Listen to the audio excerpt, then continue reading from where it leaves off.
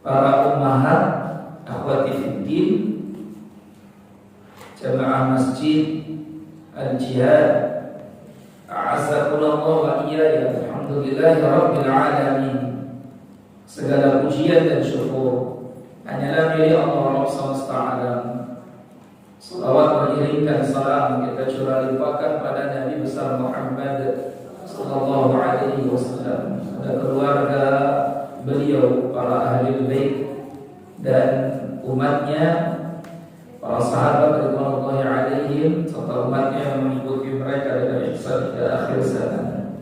Alhamdulillah, pagi ini dalam suasana mendung hujan merata, kita masih diberikan kemampuan oleh Allah untuk duduk dalam majelis ilmu membahas dinul Islam, agama Islam. Kita sudah cukup lama tidak duduk bermajelis.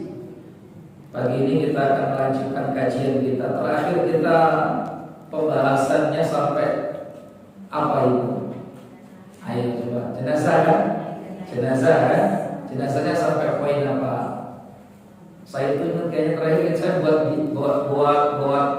diagram di sini ya, atau buat tabel, saya buat tabel kayaknya terakhir. Ya, sampai tentang apa, Umi? Mana yang nggak sakit? Oh, sampai sakit. Oh, buat tentang sakit. Oh, nggak tahu saya. Tentang apa kemarin? Coba dicek supaya nggak salah saya masuk. Tapi yang jelas belum sampai memandikan mayat. Jenazah sampai apa akhirnya? Amanah? Tidak, untuk sudah memandikannya.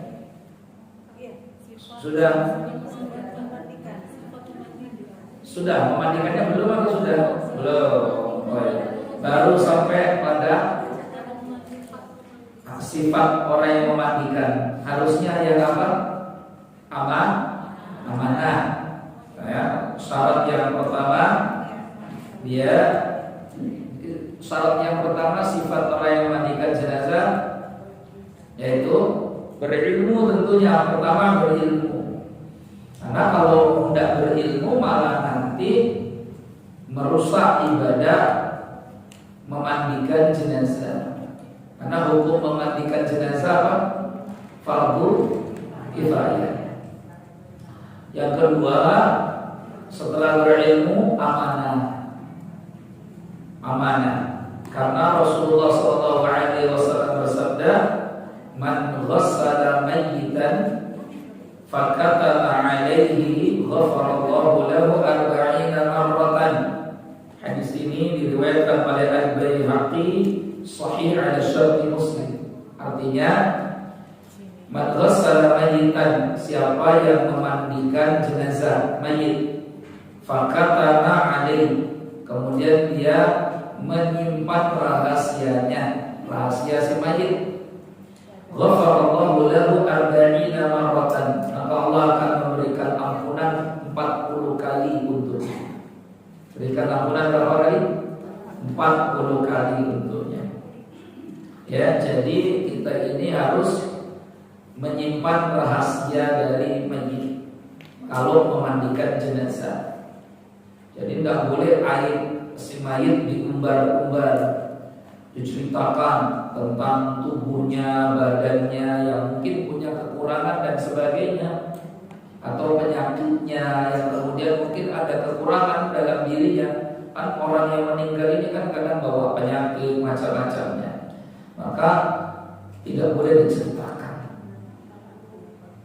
Imbalannya, balasannya adalah Allah akan berikan ampunan untuk orang yang memandikan jenazah. Berapa kali ampunan? 40. Kalau mengambil upah dari memandikan jenazah, apa hukumnya? Boleh saja dia mengambil upah dari memandikan jenazah, tidak masalah.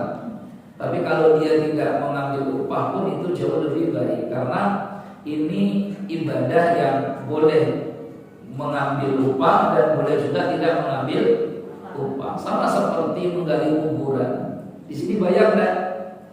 Ibu menggali kuburan sini bayar nggak? Ya, gitu. Atau ibu nggak tahu? Belum meninggal soalnya. Belum tahu Ustaz karena belum pernah tinggal. Maka menggali kuburan itu ibadah, ya, bentuk tolong-menolong dalam kebaikan, benar. Bagaimana kalau meminta upah gali kuburan? Boleh, nggak masalah. Kalau tidak dia minta upah pun jauh lebih baik, nggak masalah. Artinya ini termasuk sumber penghasilan yang diperbolehkan dalam syariat, gitu ya. Maka jika kita memang punya profesi memandikan jenazah, hendaknya amanah. Jangan hanya sekedar berilmu, tapi juga yang paling penting apa? Amanah. Maka kalau kita khawatir, yang lebih utama memandikan jenazah adalah kader kerabat keluarga terdekatnya. Karena insya Allah kalau keluarga terdekatnya sudah amanah, kita tutupi aib keluarganya. Kan setidaknya kalau memang ada aibnya, ada kekurangan. Aib itu artinya kekurangan atau cacat dalam diri si mayit, gitu ya. Baik. Kalau ada kebaikan, dianjurkan untuk diceritakan. Malah kalau ada kebaikan dianjurkan untuk apa? Untuk diceritakan. Contoh kebaikannya apa itu? Contoh kebaikannya apa misalkan? Wajahnya bercahaya, meninggalnya senyum, kan gitu kan ya? Itu bersih, gitu dan sebagainya. Ibu ceritakan, nah masalah. Karena itu akan memotivasi yang lain. Nanti dia akan cari, kenapa ya kok bersih, senyum, apa? Nah, itu, mungkin karena sewaktu hidup begini. Itu tidak masalah. Memotivasi yang lain. Apalagi kalau itu orang soleh, orang baik, dan kemudian kita lihat kebaikan itu ada di jasadnya, maka tahadus, ceritakan itu kepada teman, sejawat, tetangga, kenalan yang lainnya. Itu malah dianjurkan, gitu ya. Baik, kita langsung masuk saja ke ghuslul mayyit, memandikan jenazah. Ya, masuk memandikan jenazah. Siapa orang yang paling utama memandikan jenazah kemarin? Sudah belum tercatat di situ? Siapa orang yang paling utama memandikan jenazah? Siapa? Iya. Anaknya terus? Oh iya, betul. Alhamdulillah ya, sudah ya. Jadi pertama yang paling berhak memandikan jenazah itu al-aqrab fal-aqrab, orang yang paling dekat hubungan keluarga dengan si mayit. Wa yaghsilur rajulu rajula atau wa yaghsilur rajula rajulu, sama saja. Laki-laki dimandikan oleh laki-laki. Wa tughsalul mar'atu al-mar'ata atau wa taghsilul mar'atu al-mar'ata. Perempuan dimandikan oleh perempuan. Kita bahas ini ya, laki sama laki, perempuan sama perempuan. Kecuali suami istri. Kecuali suami istri. Kalau suami istri boleh ya, suami memandikan istrinya atau istri memandikan suaminya. Sebagaimana hadis dari Ibunda Aisyah, di mana Rasulullah SAW berkata kepada Siti Aisyah, kata Rasulullah, la in mutti qabli la ghassaltuki. Kalau kamu meninggal sebelumku wahai Aisyah, maka akulah yang akan memandikan jenazahmu. Jadi ucapan Rasulullah, jika kau wafat sebelumku Aisyah, aku yang akan memandikan jenazahmu, itu menunjukkan bahwa suami istri meskipun berlain jenis kelamin, ya tentu suami istri kan jenis kelamin beda ya. Maka kalau sesama jenis malah kacau ini. Ya, boleh saling memandikan. Maka ketika Rasulullah meninggal dunia, yang memandikan siapa? Siapa yang memandikan? Ayo, baik. Waktu Nabi meninggal, siapa yang memandikan? Yang memandikan sepupunya. Kok nggak istrinya? Nah, karena masih ada sepupunya yang banyak yang ingin memandikan. Biarpun secara hukum istri boleh nggak memandikan? Boleh. Tapi lebih utama laki-laki dimandikan oleh laki-laki, perempuan dimandikan oleh perempuan. Suami istri boleh saling memandikan itu hanya dari sisi hukum, bukan dari sisi keutamaan. Paham ya? Dari sisi hukum tinjauannya, secara hukum boleh, tapi yang lebih utama di mana? Laki-laki dimandikan laki-laki, perempuan dimandikan perempuan. Itu ya, paham Ibu? Jadi ya, terus berikutnya fayuqaddamul abu, didahulukan bapak, wal jad, kalau tidak ada bapak, kakek. Kalau tidak ada kakek, al ibn, anak. Kalau tidak ada anak, cucu. Kalau tidak ada cucu, saudara kandung. Kalau tidak ada, keponakannya. Baru kemudian paman. Setelah itu anak paman. Sudah ya, selesai ya, sudah. Baik, intinya selesai. Baik, syarat orang yang memandikan jenazah muslim. Syaratnya apa? Muslim, Islam. Ya.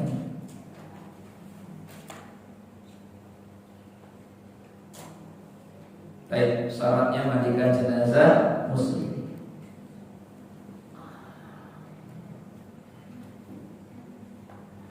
Amanah.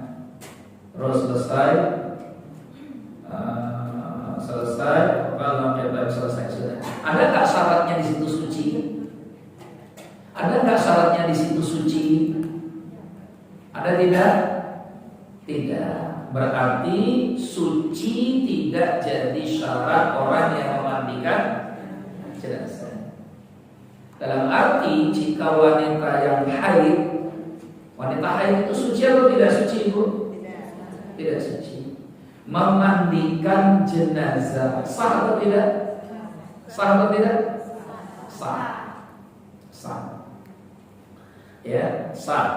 Apalagi kalau tidak ditemukan perempuan lain kecuali cuma dia, ya boleh saja.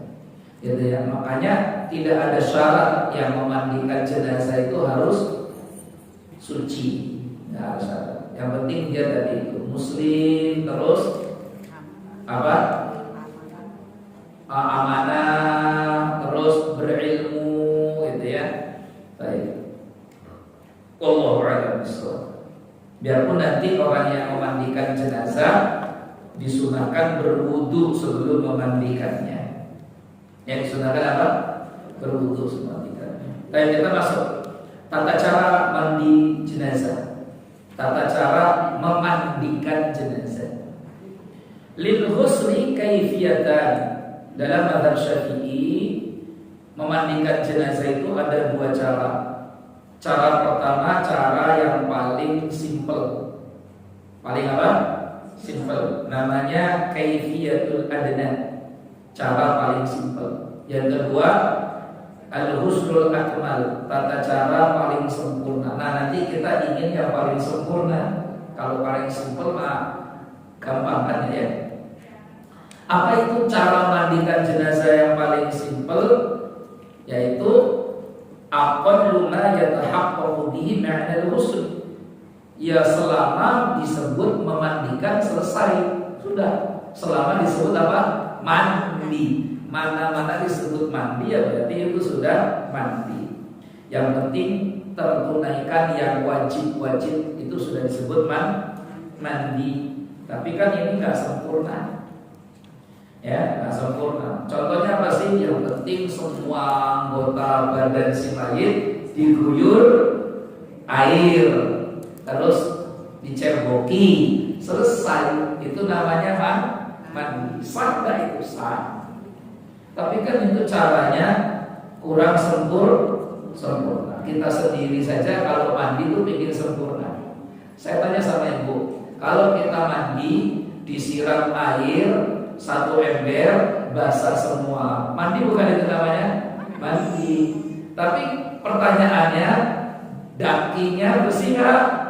Nah, kotorannya hilang nggak? Belum tentu. Ya, makanya kita sendiri saja ketika mandi ingin mandi yang sempurna. Apalagi kita memandikan orang terakhir kali. Ya, ini memandikan jenazah. Baik, pertama, ini tata cara mandi yang sempurna. Ustaz, kalau jenazahnya ternyata tenggelam, kira-kira masih perlu dimandikan atau enggak? Kenapa?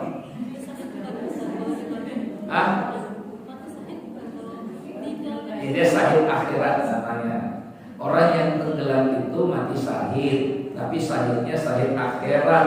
Sama seperti wanita yang meninggal karena melahirkan atau meninggal dalam masa nifas, matinya mati syahid dia, tapi syahid akhirat. Kan kita sudah bahas syahid, ada syahid dunia, ada syahid akhirat, ada syahid dunia dan akhirat. Kalau syahid akhirat harus dimandikan atau tidak, Ibu?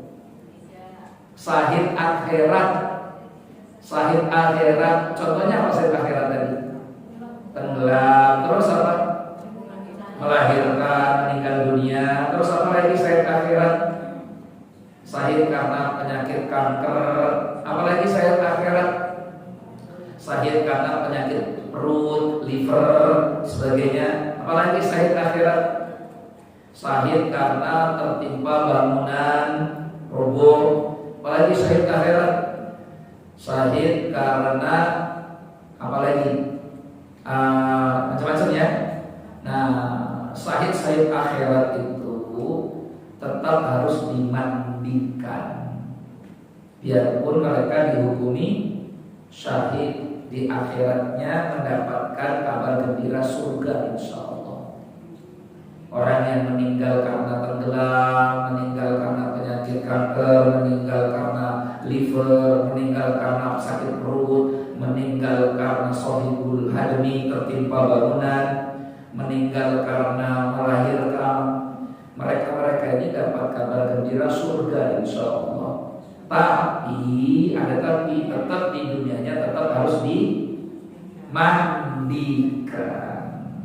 itu disolatkan. Itu namanya syahid akhirat. Ya, beda dengan syahid dunia akhirat. Kalau syahid dunia akhirat tidak perlu dimandikan. Itu ya, bahkan kita kemarin tidak disolatkan karena dia sudah langsung masuk surga, mati syahid dan sebagainya.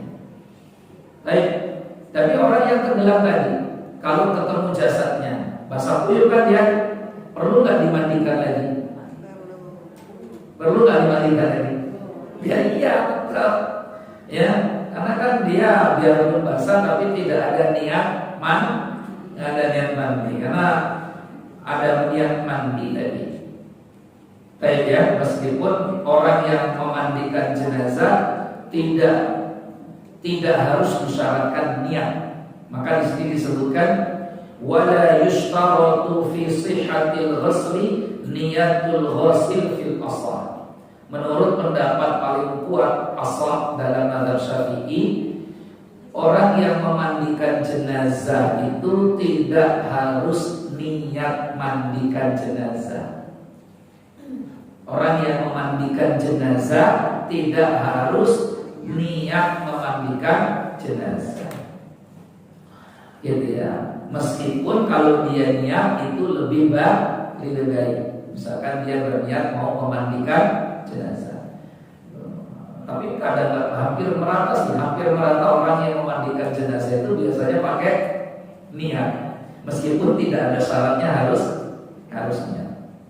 Wa 'adamu ishtiratin niyyati la ya'ni suqutu ghasbil gharib. Oleh karenanya orang yang tenggelam bukan berarti kemudian tidak dimandikan, hukum memandikannya gugur. Enggak, bal yajibu ghusluhu, bahkan orang yang matinya tenggelam tetap wajib dimandikan. Li'anna ma'murun bi ghuslil mayyit, karena kita semua diperintahkan untuk memandikan jenazah. Tidak peduli apakah itu jenazahnya meninggal karena tenggelam atau meninggalnya karena yang lain. Gitu ya. Jadi ini poinnya. Bahkan walidzalika, bahkan yunbasul qabru, kuburan itu mesti digali lagi. Kuburan itu mesti dibongkar ulang. Li ghuslil mayyit indufina bidunil ghusli. Jika si mayit yang dikuburkan ternyata ketahuan belum dimandikan. Saya ulangi lagi ya, Ibu ya. Karena begitu pentingnya hukum memandikan jenazah, saking pentingnya hukum memandikan jenazah, sampai kalau ada mayit sudah dikuburkan, tapi kemudian diketahui bahwa ternyata mayit yang sudah dikuburkan ini belum dimandikan, maka apa yang harus kita lakukan? Dibongkar lagi kuburannya. Harus dimandikan. Gitu ya. Tapi kalau kemudian pertanyaan berikutnya, penting berarti memandikan ya. Sampai yang sudah dikuburkan saja harus dibongkar. Kecuali kalau jasadnya sudah berubah, mungkin perutnya sudah pecah karena membusuk dan sebagainya, ya qadarullah ya.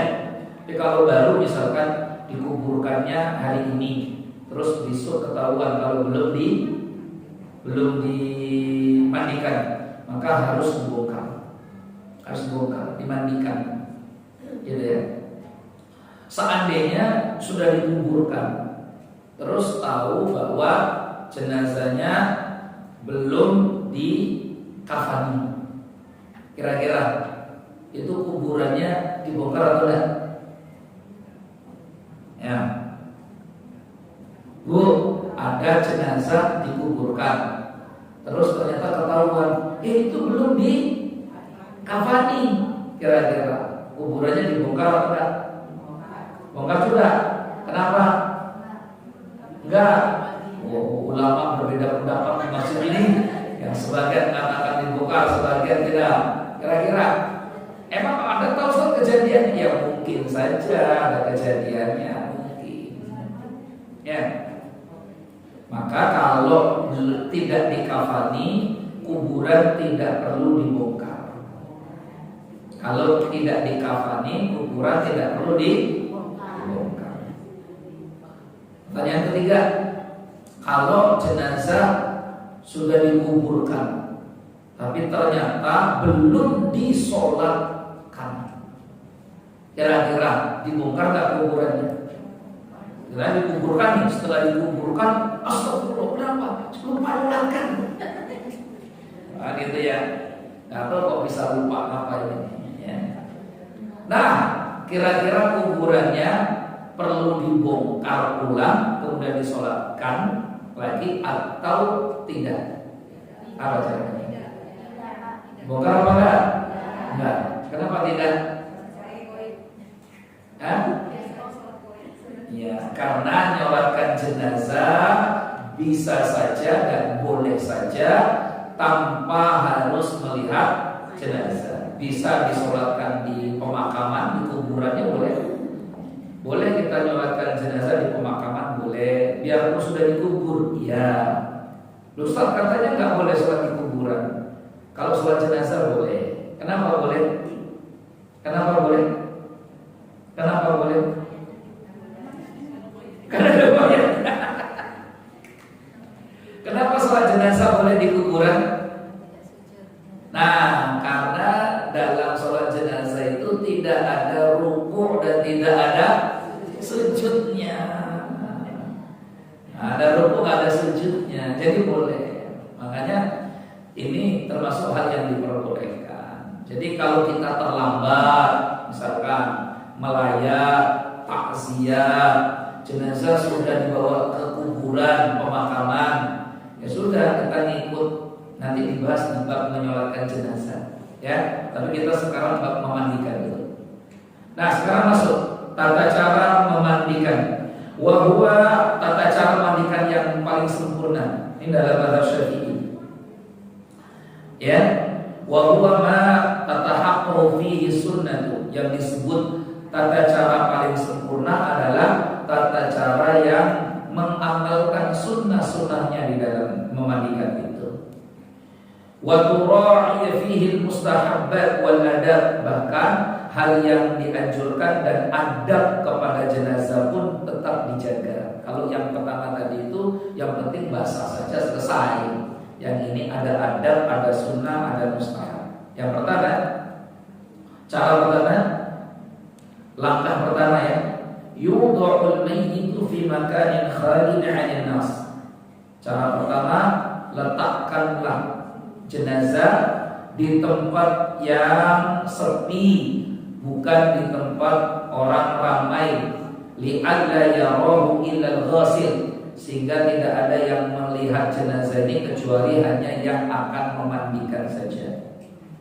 Kalau hari ini konteksnya berarti di tempat tertutup, karena kalau nyari sepi ya susah, karena orang di mana-mana ada, ramai. Maka berarti mandikan di tempat tertutup, gitu ya, sehingga tidak ada yang melihat kecuali orang yang memandikan. Wa man yu'inuhu, atau yang menolong.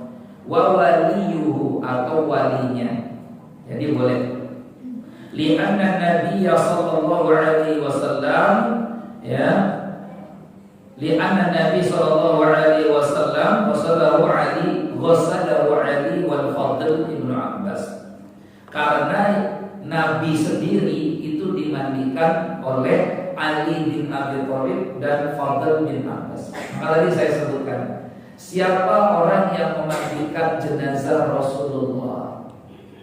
Yang memandikan jenazah Rasulullah siapa tadi? Sepupunya. Siapa itu sepupunya? 2 orang. Jadi yang memandikan jenazah Nabi itu 2 orang, Ali bin Abi Thalib dan Fadl bin Abbas. Dua-duanya sepupu Rasulullah. Cuma Ali selain sepupu juga, Ali bin Abi Thalib itu selain sepupu juga menantu Rasulullah. Karena Ali menikah dengan putri Rasulullah. Saudara dekat kan berarti kan? Saudara dekat itu berarti antara Ali dan Fatimah itu 2 pupu. Ya, karena Ali sepupunya Rasulullah, bapaknya Ali dengan bapak Nabi Muhammad kakak beradik, berarti kan sepupu dekat tuh. Baru kemudian Rasul punya putri, putrinya menikah dengan sepupunya. Nanti manggilnya apa dulu kira-kira? Kira-kira Siti Fatimah manggil Ali bin Abi Thalib waktu belum nikah dulu manggilnya apa? Hah? Bisa jadi apa panggilnya? Kalau enggak Pak Di. Terus nikah, setelah nikah manggilnya apa? Udah, ulu, kam, ya, gitu. Kan wanita surga ya, sahabat ya, sudah nikah. Boleh nggak sih nikah begitu? Boleh nggak? Boleh. Ya. Wa kana Usamah bin Zaid yunawilul ma, dan satu lagi tambahan, Usama itu yang bantu mengambilkan air. Jadi 2 orang yang memandikan ditambah Usama mengambilkan air. Wal Abbas, sementara paman Rasulullah Abbas waqifun indahum, itu berjaga, berdiri. Jadi boleh. Siapa sih yang boleh menyaksikan memandikan jenazah? Orang yang memandikan jenazah, orang yang bantu jenazah, dan walinya, kerabat keluarga terdekatnya. Maka ketika Nabi dimandikan ada 4 orang ini. 2 orang memandikan jenazah, Ali dan Fadl. 1 yang bantu mengambilkan airnya, namanya Usama. Ya, Usama itu cucu dari anak angkat adopsi Rasulullah. Nah, Rasulullah mengadopsi anak namanya Zaid bin Harisah. Zaid anak angkat Nabi ini punya anak, berarti cucu Rasulullah, namanya Usama. itu yang ikut mengambilkan air. Nah terus pamannya Abbas itu di sana, berarti boleh ya keluarganya. Allahu a'lam bishawab. Wa yajibu an yakuna makan masturan, tempatnya harus tertutup, gitu ya. Sebagaimana ketika dia hidup pun tempat mandi harus tertutup, maka mati pun sama harus tertutup. Itu kiat pertama. Kiat kedua, jadi nggak boleh terbuka ya, mandi nggak boleh, harus tertutup. An yudha al-mayyit ala lawhin, hendaknya jenazah ini diletakkan di tempat yang begini, apa ini namanya? Terhampar. Au saririn murtafi'in yuhayya lidzalik, atau di ranjang yang agak tinggi. Berarti supaya memudahkannya. Alhamdulillah sekarang sudah ada tempatnya. Liyusdilal ghusl, untuk memudahkan orang memandikannya. Ya, jadi jangan ditaruh di bawah, tapi taruh di tempat yang agak tinggi. Wa yamna'u isabatuhu birrasas, juga supaya tidak kena percikan-percikan airnya. Itu sudah, hal itu sudah kita praktekkan. Wa yudha'ul mayyitu mustalqiyan kaistilqa'il muhtadar, dan hendaknya mayit itu diletakkan dengan cara terbaring, mustalqiyan, baring, seperti ketika dia hendak meninggal dunia, berbaring, gitu ya. Terus wa yundabu an yaghsila fi qamisin, hendaknya jenazah itu dimandikan dengan tetap memakai pakaian. Tetap memakai apa? Pakaian. Karena astarulahu, yang seperti itu lebih menutupi auratnya. Jadi itu hendaknya. Karena Rasulullah SAW juga ibu dimandikan dengan tetap memakai pakaian gamis. Kalau kita hari ini, ya, karena kita ini pakaiannya bukan gamis. Kalau gamis itu kan lebar, sehingga dia bisa saja basuh seluruh badannya. Pakaian kita hari ini itu sempit-sempit, bukan gamis. Maka kalau hari ini konteksnya, sekalipun bajunya dibuka, semua tetap ditutup pakai kain. Nah, itu namanya.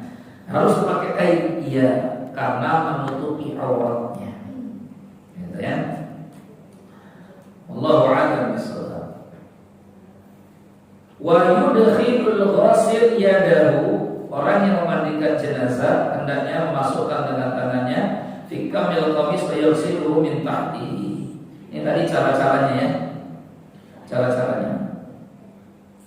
Wa yusannu an yughatta wajhul mayyit bi kharqatin min awwali wad'i 'ala al-mughtasal. Dan disunahkan orang yang memandikan tadi menutupi wajah si mayit. Ya, sunahkan itu. Jadi si mayit itu wajahnya ditutup, baik bisa dengan kharqah. Kharqah itu kain tipis. Bisa, itu disunahkan, dianjurkan, supaya tidak terbuka wajahnya langsung kelihatan. Ini bagi yang memandikan. Siapapun kita nanti, saya sih berharap ibu-ibu ini memandikan keluarganya terdekat. Saya berharap begitu, gitu ya, supaya kita ini tidak ketergantungan dengan tim pemandi jenazah. Karena kan kita sudah belajar, nanti dicatat, nanti tutup mukanya pakai kharqah, pakai kain tipis. Nah, itu ada kedua, ada ketiga kelanjutannya. Yujlisul ghasil al-mayyit 'ala al-mughtasal bi rifqin. Hendaknya orang yang memandikan mendudukkan mayit dengan cara lembut. Mendudukkan ya, jadi posisinya itu ada begini nanti. Posisinya ada seperti dibangunkan begitu. Kan ini kan berbaring tadinya kan ya. Tadinya kan berbaring. Terus nanti yang memandikan itu angkat badannya sedikit, posisinya agak seperti duduk. Ma'ilan ila wara qalilan, agak ke belakang begini dikit. Kalau kita bahasanya apa nih begini? Agak begini sedikit, bangunkan. Untuk apa? Liyusdila khuruja ma fi batnihi, atau liyasbuda khuruj ma fi batnihi, supaya yang masih tersisa di perut jenazah itu keluar. Ya, biasanya keluar. Jadi kalau kita dudukkan dikit begini, ya, itu nanti akan keluar. Apalagi kalau ditekan-tekan, dipecah-pecah perutnya. Ya, begini kan. Ya. Ini sebelum mandi ya, sebelum mandi keluar ya nanti. Ya, biasanya entah kotoran, atau maaf air kencing dan sebagainya dikeluarkan dulu semua yang masih tersisa-sisa di jenazah ini. Gitu ya, ditekan-tekan. Jadi didudukkan gini, didudukkan agak ke belakang begini, terus ditekan, pelan dengan lembut, ya, gitu, cuman pros. Nah, gitu. Kalau keras-keras malah takutnya nanti mayatnya bilang, "Au!" gitu ya. Abang bagus, ya, pelan-pelan. Kita ini hidup ingin diperlakukan lembut, maka ketika meninggal juga perlakukan dengan cara lembut, tekan. Gitu. Selesai, itu supaya keluar, gitu ya, keluar. Selesai semua ini. Summa yusnidu dharahu ila rabbati. Kalau ini tata caranya fleksibel saja Ibu. Ya, bisa saja Ibu nanti sanggah begini, sanggah itu ya. Jadi ini jenazahnya, kalau ininya sebenarnya letakkan di katif kanan kita. Sebenarnya gitu, jenazah itu disandarkan di katif kanan kita, di pundak kanan kita begini, gitu. Anjurannya begitu. Misalkan kita memandikan ibu kita, atau memandikan adik kita atau kakak kita, ya itu ya, atau teman kita, dudukkan jenazah itu, keluarkan, tekan mekanisme perutnya sambil sandarkan di sini, disandarkan di pundaknya. Berarti nanti basah dong yang memandikan jenazah. Ya pasti basah, kan dia main air, pasti basah. Ya, itu. Allahu a'lam.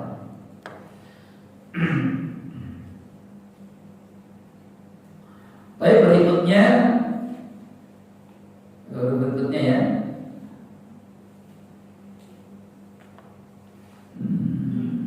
Intinya sih seperti itu, sama sebenarnya itu tata caranya.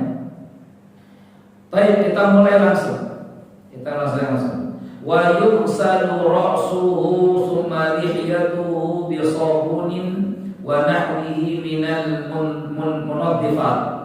Kemudian cuci, mandikan, bersihkan kepalanya dan jenggotnya, kalau ada jenggot berarti laki-laki, gitu ya, dengan sabun boleh atau yang semisalnya supaya bersih. Wa yusrahu sya'ru ra'si wa lihati grifkin, dan sela-sela rambut dengan jenggotnya dengan lembut. Wa mishkin wasi'il asnan, atau dengan sisir yang sisirnya itu jangan yang rapat tapi yang lebar rongganya. Kalau rapat kasihan untuk perempuan, sisirnya rapat disisiri rambutnya malah gitu ya. Itu ya. Kita saja, ibu saja tuh kalau disisiri pakai sisir yang rapat-rapat, rambutnya tertarik-tarik aja, ibu pasti protes kan, sakit kan. Maka cari sisir itu khusus untuk sisir mayit yang giginya jarang-jarang harus disisiri, gitu ya. Wa inna tafasyai'un min sya'rihi wa dha'ahu fi kafanihi. Kalau ada yang gugur dari rambutnya atau bagian apapun si mayit, jangan dibuang, tapi taruh itu, masukkan ke dalam kain kafannya, ya. Makanya nanti kita kaji lagi sampai nanti, tidak boleh itu memotong kuku si mayit, tidak boleh, ya, atau mencukur rambut si mayit, gitu, tidak boleh. Kalaupun harus, nanti tetap dimasukkan ke dalam kain kafannya, tapi lebih baik tidak, supaya tetap terbawa sampai ke kuburan, ya, semua bagian dari si mayit. Sudah ya, selesai ya, itu ya. Jadi rambut dulu dibersihkan. Itu kalau dulu biasanya pakai bidara. Di rambut tuh pakai bidara dulu. Kemudian kemudian jenggotnya juga pakai bidara, karena bidara itu sifatnya sama seperti sabun dan sampo, dia berbusa. Dia berbusa bidara itu. Di Indonesia agak jarang bidara. Kalaupun ada, bidaranya itu daun. Daunnya pun tidak mengeluarkan busa karena tidak diolah. Tapi kalau di Timur Tengah, di Saudi sampai hari ini bidara itu berbusa. Berbusa karena sudah bentuknya sudah menjadi serbuk bidara. Jadi serbuk bidara itu kalau sudah dikasih air dia akan berbusa. Sama sifatnya seperti sampo dan sabun tadi. Maka di sini gunakan kata sabun. Allahu a'lam bishawab. Sudah selesai rambut dibersihkan, sudah selesai jenggot dibersihkan. Jadi yang pertama memandikan, di bagian pertama memandikan jenazah itu ternyata dimandikan apanya dulu? Dibersihkan apanya dulu? Rambutnya. Rambut sama jenggotnya. Itu yang pertama. Ya, kalau ada rambutnya yang terlepas, karena biasa apalagi perempuan. Perempuan itu kan rambutnya kan gampang copot ya, gampang jatuh. Gitu. Maka yang jatuh-jatuh itu nggak boleh dibuang. Kalau ketahuan ambil, simpen, ya nanti untuk dimasukkan kemana?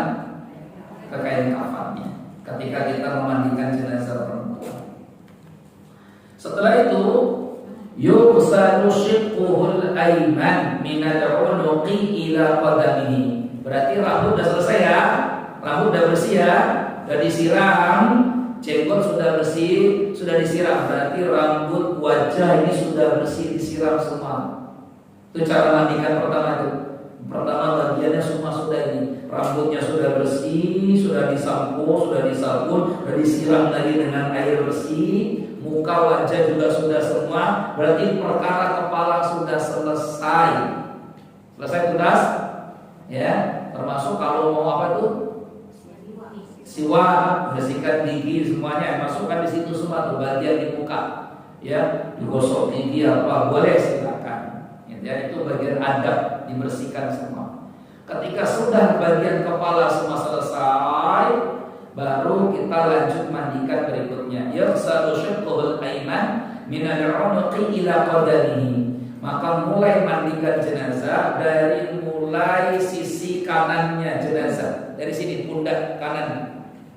Ya, itu sampai ke kanan sudah ila qadamihi, sampai ke kaki.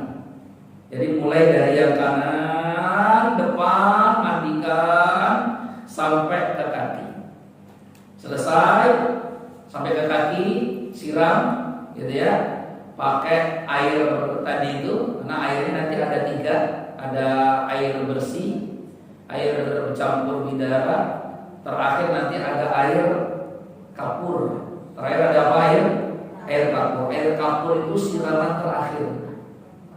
Air kapur itu siraman terakhir. Gitu ya. Nah, usahakan kapurnya yang sudah ditumbuk, nggak harus banyak. Padahal kitanya air kapurnya terlalu banyak, malah akhirnya bikin jenazahnya agak kotor. Gitu ya. Fungsinya air kapur itu apa sih? Fungsinya air kapur itu apa? Satu, untuk mengharumkan. Yang kedua, sebenarnya fungsinya itu untuk tidak mempercepat pembusukan. Ya, untuk tidak mempercepat apa? Pembusukan. Makanya Nabi SAW perintahkan Ummu Atiyah ketika memandikan jenazah putri Rasulullah, ya, Ummu Kalsum, kata Nabi, jadikan yang terakhir basuh memandikan jenazah putri itu tuh air kapur. Ya, air kapur itu yang terakhir. Baik, kita lanjut dulu. Setelah yang dari kanan ini, yang dari kanan sampai ke kaki selesai, baru yang kiri dari pundak ke kaki lagi dibersihkan. Selesai. Summa yuharrifu, ya, ila syiqqil aisar wa yarsilu syiqqal ayman mimma yalil qafa. Kemudian baru dibalik. Jadi ini yang pertama nih, satu yang depan dulu, baru kemudian dibalik, sama lagi dibalik nanti, yang kanan sama yang kiri. Kalau sudah dibersihkan kanan, kiri, balik kanan, kiri, itu hitungannya 1 kali. Hitungannya berapa? Satu kali. Ya, gitu. Kemana satu kali? Kenapa itu satu kali? Karena seluruh air sudah merata ke semua badannya. Memandikan jenazah minimal berapa kali? 3 kali. 3 kali ya, minimal 3 kali. Ini satu kali, berarti dianjurkan yang kedua. Gitu ya. Yang kedua sama tuh, kanan lagi, kiri lagi, dibalik, kanan lagi, kiri lagi. Berarti hitungannya berapa? 2. Terus lanjut. Ya. Wa in kharaja minal mayyit berbeda. Baik, sama. Wa yustahabbu an yaghsiluhu marratan saniyatan wa salisatan kadzalik. Maka dianjurkan diulang lagi kedua dan ketiga. Liyutimma ghusluhu salasata marrat, supaya sempurna jumlah air diguyur 3 kali. Wa yadhu fi kulli ghuslatin qalilan minal kafur idza kanat mayyit ghairu muhrim, idza kanat mayyit ghairu muhrim. Maka dicampurkan dengan air kafur sunnah. Jadi air kafur itu nggak perlu banyak-banyak, Ibu. Kadang saya lihat itu kita ini agak terlalu banyak ngasih air kafurnya. Cukup air kafur itu sedikit saja, yang penting berbau kafur, ya, sehingga tidak terlalu bikin kotor. Karena yang ada itu kadang karena air kafurnya terlalu banyak, setelah disiramkan ke jenazah, ibu nyiram lagi yang keempat supaya menghilangkan kafurnya yang nempel-nempel banyak itu. Kan gitu kan biasanya kan, mana yang suka mandikan tuh. Nanti setelah disiram air kafur, disiram lagi itu air yang ke airnya 4 kali jadinya, bukan jadi 3 kali. Atau kalau mau praktis nggak apa-apa, di sini disebutkan nih, setiap kali siraman itu dicampur air kafur, airnya tadi itu. Jadi air bersih, kasih air kafur sedikit, ada baunya nggak apa-apa, siram, sehingga tidak merubah air memandikan jenazah itu. Nanti yang kedua campur air kafur sedikit, siram. Yang ketiga campur air kafur sedikit, siram, selesai. Yang penting dia 3 kali memandikan jenazah. Wa in kharaja minal mayyit, seandainya ada yang keluar dari tubuh si mayit, kotoran atau darah atau najis, ya, setelah selesai 3 kali dimandikan, wajib izalatuhu faqat, cukup dihilangkan saja najis itu, tidak perlu diulangi wudu dan mandinya. Nah, kadang ada yang begitu tuh, setelah 3 kali ternyata keluar lagi kotoran di perutnya, karena ditekan-tekan ternyata waktu memandikan, kok keluar kotoran lagi. Gimana nih Pak? Udah mandikan lagi, malah jadi 4. Syaratnya kan memang sunnahnya kan ganjil. Kalau 4 genap, jadi ditambah lagi jadi berapa? 5. Keluar lagi, mandi lagi, nggak selesai nanti.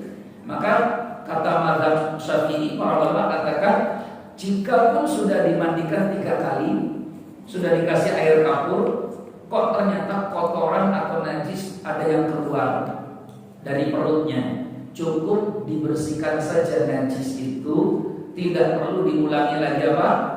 Wudunya dan mandinya. Gak perlu diulang wudu dan mandinya. Loh, kok gak perlu diulang wudu dan mandinya, Ustaz? Berarti mewudukannya kapan ini?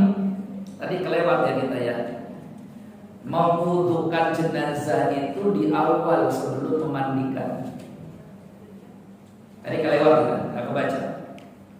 Ya, jadi jenazah itu sebelum diguyur air, itu diwudukan terlebih dahulu. Sama seperti wudu mau sholat. Jadi mewudukan jenazah itu di awal sebelum memandikan jenazah. Sama seperti ibu mandi junub. Coba saya tanya, ibu kalau mau mandi junub, mandi besar, apakah bersih dari nifas, haid, gitu ya? Wudunya kapan? Sebelum mandi. Sama seperti memandikan jenazah. Sama. Jadi diwudukan sebelum dimandikan. Diwudukan sebelum dimandikan. Allahu a'lam bishawab. Ya. Wa qila yuzalun najasu ma'a i'adatil ghusli in kharaja najas minal farj. Tapi ada pendapat lemah di mazhab Syafi'i. Ini disebutkan di sini. Ada pendapat, tapi ini pendapatnya tidak kuat. Pendapat yang kuat yang tadi. Ini pendapat lemah. Artinya ada saja yang punya pendapat ini. Gitu ya. Ya ini jika najis itu keluar dari kemaluan, maka mandinya diulang. Ini pendapat lemah, tapi perlu disampaikan supaya nggak bingung. Jadi nanti kalau ada yang keluar, karena ini banyak kejadian begini nih, setelah dimandikan terus ternyata keluar lagi najis kotoran, ribut tuh nanti, mau dimandikan lagi ulang, harus ini, mau najisnya keluar kok, ulang lagi. Maka ibu bilang, sampaikan, menurut yang paling kuat dalam mazhab Syafi'i tidak perlu diulang mandinya dan tidak perlu diulang wudhunya, cukup dibersihkan saja najis kotoran. Enggak, kata guru saya itu harus diulang lagi kok, kata gurunya. Maka disebut di sini qila, ada pendapat memang di mazhab Syafi'i, tapi pendapat ini lemah. Yang gurunya tadi itu, ya harus diulang, ya boleh saja supaya nggak ribut, atau diwudhukan ulang supaya nggak ribut. Sampaikan saja, memang benar ada pendapat itu, tapi pendapatnya lemah. Kita ambil pendapat yang kuat. Kalaupun dia tetap berkeras, enggak, pokoknya harus dimandikan ulang, monggo. Ya, karena mau ribut-ribut juga nggak bagus, khawatir bangun nanti jenazahnya. Ya, tapi kalau sudah duduk bareng ke sini, terus ngaji kitab, yang dibaca ya kitab, nanti jadi diam. Kalau nggak baca kitab, rujukannya guru saya, ya jadi ribut nanti. Maka ibu di sini duduk, rujukannya apa? Kitab. Kalau sudah kitab selesai. Maka saya sampaikan dua-duanya tadi. Tapi ada Pak Ustaz katanya harus dimandikan ulang. Iya ada. Katanya diwudukan ulang. Ada. Tapi pendapatnya lemah, tidak lebih kuat dari pendapat yang pertama dalam mazhab Syafi'i. Yani cukup dihilangkan saja najis kotorannya kalau masih tersisa muncul, dan tidak perlu diulang wudu dan tidak perlu diulang apa? Mandinya. Wallahu a'lam bishawab. Baik ya. Wa ba'da takmilil ghusli, setelah mandi sempurna tuntas, sudah 3 kali tadi itu, ya, tulayyanu mafasilul mayyit, hendaknya sendi-sendinya mayit di apa namanya? Di apa namanya? Bukan digerak-gerakkan, ini apa namanya? Supaya dia nggak tegang. Ya, kan ini jenazah sudah dimandikan kan? Jenazah sudah dimandikan kan? Nah, masih di tempat yang sama, sendi-sendinya itu digerak-gerakkan. Jari jemarinya, ya, lengannya, kakinya, supaya tidak kaku. Ini adab bagi yang memandikan jenazah. Selesai semua bersih, dimandikan tuntas semua, sebelum kita mau kafani loh ini, sebelum mau diangkat loh ini, ya, baru tulayan itu, layin itu artinya lembut. Jadi apa sih namanya ya? Dilemeskan sendi-sendinya, gitu ya, dilemeskan sendi-sendinya supaya tidak kaku. Setelah dilemeskan, baru summa yunshafu tanshifan balighan, baru kemudian dia boleh dihanduki, dikeringkan. Ya, boleh diapakan? Dikering, dihanduki. Itu kan basah tuh. Basah ya, boleh pakai dihanduki, dikeringkan. Hatta la tabtul akfan, sehingga nanti kain kafannya tidak basah. Ya, kan yang tersiram air kan ada apanya tuh kain. Yang disiram air kan ada air kapur, ya. Nah itu ada basah-basahnya juga, dihanduki. Kalau masih ada kapur-kapurnya enggak apa-apa, jadi dihanduki. Yang penting kering supaya kain kafannya tidak tidak basah. Sehingga kalau kain kafannya basah lebih cepat rusak. Wallahu a'lam bishawab. Ya. Lanjut lagi berikutnya. Nanti kalau ada yang didiskusikan silakan. La yajuzu lil ghasili, tidak boleh bagi orang yang memandikan jenazah, wala li ghairihi, atau yang selainnya, massa syai'in min auratil maghsul, menyentuh kemaluan atau aurat yang dimandikan. Mayitnya enggak boleh. Ya, enggak boleh. Wala nadhar ilal aurat, dan enggak boleh melihat auratnya. Bal yulafu ala yadi khirqah, tapi kalau maupun harus dia pakai kain tipis sehingga tidak tersentuh langsung. Kalau sekarang bisa pakai apa namanya, sarung tangan, ya, pakai sarung tangan sehingga tidak tersentuh langsung. Sarung tangannya pun agak tebal ya, usahakannya. Jangan yang tipis. Kalau yang tipis itu ya sama seperti menyentuh, apalagi kalau tipis banget ya. Maka sarung tangan untuk yang memandikan jenazah itu hendaknya yang agak tebal, supaya ketika menyentuh aurat, harus menyentuh aurat, ya membersihkan auratnya itu tidak langsung seperti menyentuh kulit dengan kulit, gitu ya. Karena kan, mohon maaf, auratnya si mayit, kemaluannya pun tetap harus wajib dibersihkan, tetap dimandikan, harus semuanya. Ya. Wallahu a'lam bishawab. Ya. Selesai tentang memandikan jenazah. Wa idza ta'adzara, lanjut lagi ya, belum selesai ternyata. Wa idza ta'adzara rasul mayyit li faqdil ma, kalau ternyata mayit ini tidak temu air untuk dimandikan, gitu ya, dan tidak bisa tersentuh air karena ada uzur. Jadi mayit ini tidak ketemu air untuk dimandikan, atau ada air tapi tidak memungkinkan pakai air jenazah ini karena ada uzur, seperti uhturiqa, dia terbakar. Kalau kena air malah kemana-mana itu kan, gitu ya, ke jenazahnya, kulitnya dan sebagainya, gitu ya. Maka dia tidak dimandikan, tapi cukup ditayamumi. Jadi kalau ada jenazah yang tidak memungkinkan terkena air, maka cukup ditayamumi. Wa hadza tayammum wajibun, tayamum untuk kondisi seperti itu hukumnya wajib, ya, wajib. Karena mau tidak mau harus ditayamumi. Allahu a'lam bishawab. Wa yukrahu, makruh hukumnya, tidak disukai. Artinya dibenci, tak disukai, makruh. Taqlimu adhafiril mayyit, motong kuku mayit tak boleh. Bukan tak boleh, makruh. Makruh itu apa artinya? Tak disukai.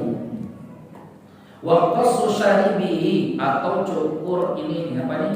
Kumisnya. Ya, biarkan saja. Wa halqu 'anatihi, atau kemudian maaf ya, membersihkan bulu kemaluannya, makruh. Wa yustahabbu tarkuha, dianjurkan dibiarkan saja. Li'anna ajza'al mayyiti muhtaramatun, karena seluruh bagian mayit itu mesti dimuliakan. Fala tuntaharu bihadza, jangan dihilangkan, dimuliakan.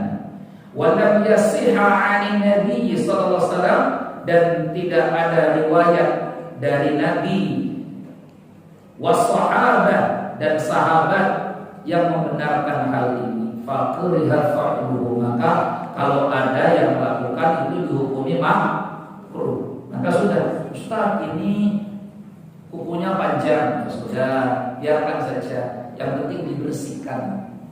Kumisnya panjang, tidak apa-apa, yang penting dibersihkan, ya. Gitu. Tapi udah terlanjur Ustaz, kalau terlanjur dirapikan, rambutnya mesti dikumpulkan, dimasukkan kemana nanti? Kalau sudah terlanjur, tapi itu hukumnya makruh. Wallahu a'lam bishawab. Ya. Allah. Untuk wanita, jenazah wanita rambutnya dikepang 3. Rambutnya apa? Dikepang 3. Wallahu a'lam. Sudah sampai sini selesai. Ada pertanyaan tak tentang memandikan jenazah? Ibu pernah mandikan jenazah tak? Mana yang pernah mandikan jenazah? Ibu pernah? Gitu. Apa ada yang beda dengan yang kita bahas? Ada tak? Potong buku. Ibu potong bukunya. Kenapa dipotong bukunya? Hah? Harus dipotong. Malah di sini bilangnya apa? Iya. Bukan harus dipotong, malah makruh memotong kuku, makruh mencukur kumis, makruh ya membersihkan bulu kemaluan si mayit. Biarkan saja, cukup dibersihkan. Termasuk juga bulu ketiaknya, cukup dibersihkan. Itu ya, Allah a'lam. Ada yang lain tak? Sebelum ini. Kalau yang membantu dengan orang yang bagian tengah, bagian yang kaki itu sama nggak? Gimana maksudnya? Pahalanya gitu. Yang membantu kan yang di atas itu. Orang yang bersih bagian kemaluan kaki itu sama nggak? sama aja itu memandikan. Semua memandikan jenazah sama. Yang ikut memandikan jenazah semua dapat pahala. Ada komando nggak apa? Aneh orang kita ini pakai komando di masalahnya ya. Ada yang kerjanya komentator, komentaris. Loh kok cuma itu sih? Itu dulu senang aja kalau selesai. Dah kita ini sudah belajar, gitu selesai, gitu ya nggak perlu pakai komentar. Karena orang kita suka komentar. Masukkan ke liang kubur saja tuh banyak yang komentar. Oh ini sok ngerti, gitu. Dikiranya yang masukkan tuh nggak pak. Kalau dia kapalnya nggak akan ikut menguburkan. Nah orang kita ini suka banyak yang komentatornya lebih banyak. Itu ya. Intinya yang memandikan jenazah itu semua dapat pahala insya Allah. Yang penting amanah, berilmu dan sebagainya. Allahu a'lam. Baik, kita kesini ya. Assalamualaikum warahmatullahi wabarakatuh. Bolehkah jika kita berzikir dan berdoa hanya di dalam hati dan tidak dilafazkan? Doa itu hendaknya dilafazkan. Doa itu hendaknya dilafazkan. Apapun adapun yang tersimpan di dalam hati itu adalah keinginan. Allah memang tahu ya'lamu kha'inatal a'yun wa ma tukhfis sudur. Allah tahu kok apa saja yang tersimpan dalam hati kita, betul. Tapi Allah itu suka ketika doa itu diulang-ulang, ilham diucapkan. Bahkan Allah suka kalau doa itu diikuti dengan rintihan dan tangisan. Maka saya anjurkan jangan keseringan doa dalam hati, ya. Tapi berdoalah dengan cara mengucapkan. Itu ya ibu ya. Itu jangan keseringan doa dalam hati. Saya tidak anjurkan. Tapi kalau ibu mau lakukan ya itu terserah ibu. Karena bagi saya termasuk yang ikut ya kelompok doa itu harus diucapkan. Pendapat ulama bahwa doa itu harus dilafazkan. Meskipun lafaznya dengan lirih, silakan. Tapi bukan di dalam hati.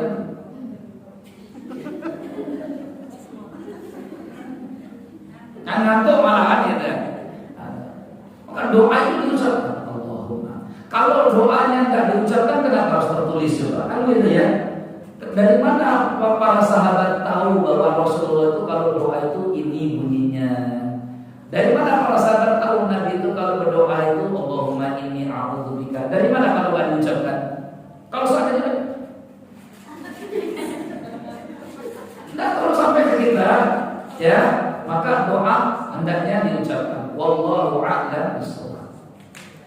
Maka para sahabat itu belajar doa sama seperti mereka belajar Al-Quran. Mereka mengajari anak-anaknya doa sama seperti mereka mengajari anaknya Al-Quran. Ibu ajarkan kepada anak doa seperti kita ajarkan anak-anak kita Al-Quran. Ya, kalau bisa mengajari doa yang di dalam hati aja, malah nggak tuntas doa semua dalam hati semua. Baik, pertanyaan kedua.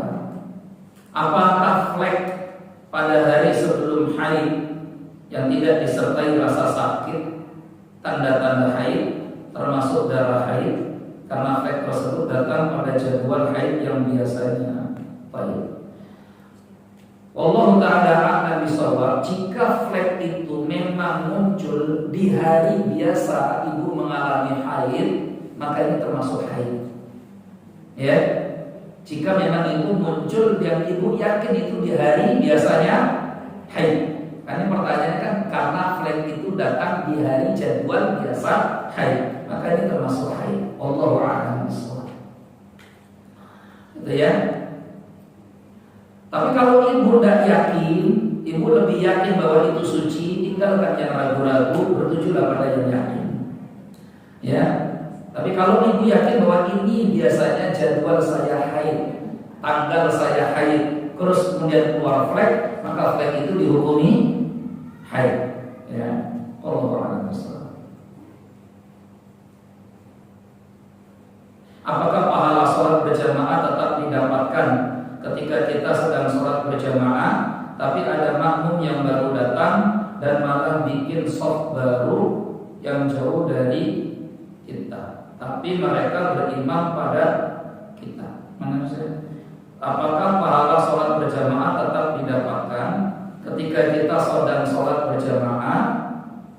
Kita sedang sholat berjamaah, tapi ada makmum yang baru datang dan malah bikin shaf baru yang jauh dari kita. Artinya ini sholat berjamaah gitu ya. Ini sholat berjamaah, ada makmum sosok-sosok. Terus ada yang agak menjauh, tidak apa namanya, tidak satu shaf, agak menjauh. Kemudian dia tetap ikut sholat berjamaah. Iya, dia tetap ikut sholat berjamaah. Gitu ya. Tapi apakah pahala berjamaahnya sama? Tidak. Tidak sama. Makanya ada hadis dua versi. Sholatul jamaah afdal min sholatil fardhi bi 27 darajat. Salat berjamaah lebih baik daripada salat sendiri 27 derajat. Ada hadis yang kedua 25 derajat. Ada hadis yang lain bukan 27, bukan 25. Kenapa kok pahala salat berjamaah kok bisa berbeda-beda? Salah satunya tadi dipengaruhi oleh dia termasuk yang awal-awal itu sholat berjamaah bersegera, ada yang suka menunda-nunda, ada yang dia menjaga adabnya ketika berjamaah, rapat shofnya diperhatikan, gitu ya, dan sebagainya.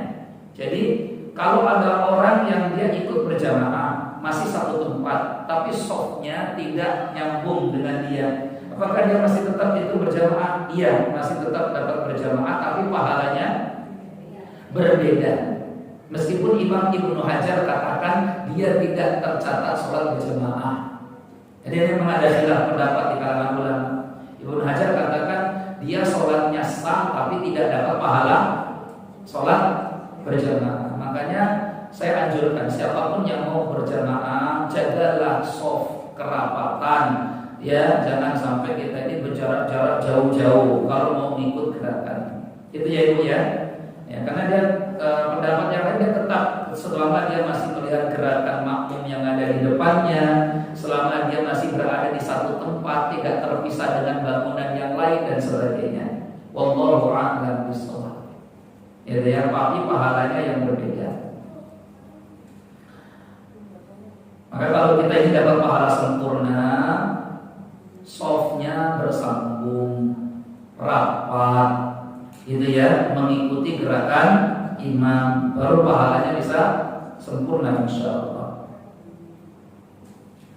Apakah untuk anak-anak yang siklus hormonnya masih belum stabil dan siklus haidnya masih berantakan, mengalami haid 15 hari, darahnya disebut darah istihadhah, atau haidnya kadang 6 hari, kadang 10 hari, kadang sampai 15 hari. Baik. Haid kan kita sudah bahas, ada masa minimal haid, kadar minimal haid 1 hari 1 malam. Ada kadar maksimal haid 15 hari. Maka selama seorang wanita mengalami haid dan itu masih kurang dari 15 hari, maka masih disebut darah haid. biarpun kadarnya itu berbeda-beda, siklusnya tidak stabil. Kadang bulan ini 6 hari, kadang bulan besoknya jadi 8 hari, kadang bulan besoknya mungkin 3 hari, bulan besoknya malah 10 hari. Maka selagi dia melihat darah dan masih belum melewati batas maksimal 15 hari, itu masih disebut darah haid. Wallahu a'lam bishawab.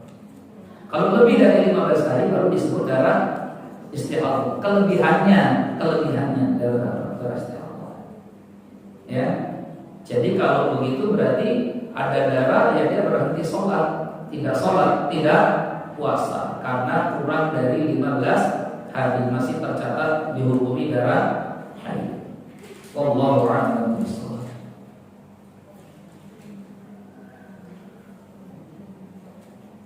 Jika setelah selesai sholat kita baru menyadari ada darah di celana, apakah sholat kita dianggap sah atau harus diganti? Baik. Yang pertama, ketika kita sholat kita itu yakin kita suci, gitu ya. Maka ada kaidah dalam usul fikih, al aslu baqa'u makana 'ala makana. Jadi suatu ibadah itu ya dibangun sesuai keyakinan awalnya. Kalau dia yakin awalnya suci, ya berarti dia ibadah dalam keadaan sedang suci. Selesai sudah. Lalu kemudian setelah kita selesai sholat, kok mungkin kita nggak sengaja, nggak tahu gimana lagi. Selesai sholat kan dia yakin dia selesai sudah suci. Terus kemudian mungkin beberapa waktu dia periksa pakaiannya, kok ternyata ada darah, maka bagaimana? Ya sudah, sholatnya sah insya Allah, karena dia yakin sholatnya dalam keadaan suci. Beda halnya ketika dia sedang sholat, terus dia terasa seperti ada yang keluar, seret gitu, ya. Maka berarti selesai sholat dia periksa, ya kok itu kemudian darah, berarti sholatnya batal karena dia sadar ada yang keluar ketika dia sedang sholat. Maka ketika ada orang yang sadar sewaktu sholat ada yang keluar, kemungkinannya dua, dia segera berhenti periksa dulu, atau dia lanjutkan baru nanti akan periksa. Kalau ternyata itu darah, berarti sholatnya tidak sah dan dia nanti harus mengulangi sholatnya ketika dia suci. Itu pendapat pertama. Pendapat kedua, dia tidak harus mengulangi sholatnya ketika suci, jika memang dia awal sholat, bukan orang yang termasuk menunda-nunda sholat. Paham ya? Misalkan ini zuhur, ibu sholat di awal-awal, azan ibu ambil wudu sholat. Qadarullah pas mau salam keluar haid, maka nanti ketika suci zuhur ini diqadha atau tidak? Tidak diqadha. Kenapa? Karena dia termasuk orang yang awal sholat, qadarullah haid. Tapi kalau ibu zuhur jam 2:30, terus ketika rakaat terakhir haid, ini qadha. Karena itu teledor, sudah nunda-nunda zuhurnya. Allahu a'lam. Itu disebutkan di kitab yang sama dalam fikih Syafi'i. Ya. Baik, dua sebentar. Bagaimana cara memandikan mayit transgender? Ya, mandikan sesuai kelamin waktu dia dilahirkan. Ya. Misalkan lu cinta Luna, siapa lagi terus? Ya, itulah pokoknya. Nggak kenal lagi, mulai terkenal cuma lu cinta Luna. Tapi tobat belum ya? Semoga bertobat. Ya, semoga bertobat. Karena perbuatan transgender ini dilaknat oleh Allah dan Rasulnya. Kalau dia tidak bertobat, siapapun ini, bukan orangnya, siapapun orangnya yang melakukan transgender sampai nanti dia tidak bertobat dan tidak mohon ampun pada Allah dengan penyimpangan yang dilakukan, maka orang seperti ini terlaknat dan terancam hukuman azab di haram. Alhamdulillah. Bagaimana jika mayit tidak dimandikan secara sempurna karena yang memandikan belum berilmu dalam hal memandikan jenazah? Apakah jenazah atau mayit diterima oleh Allah?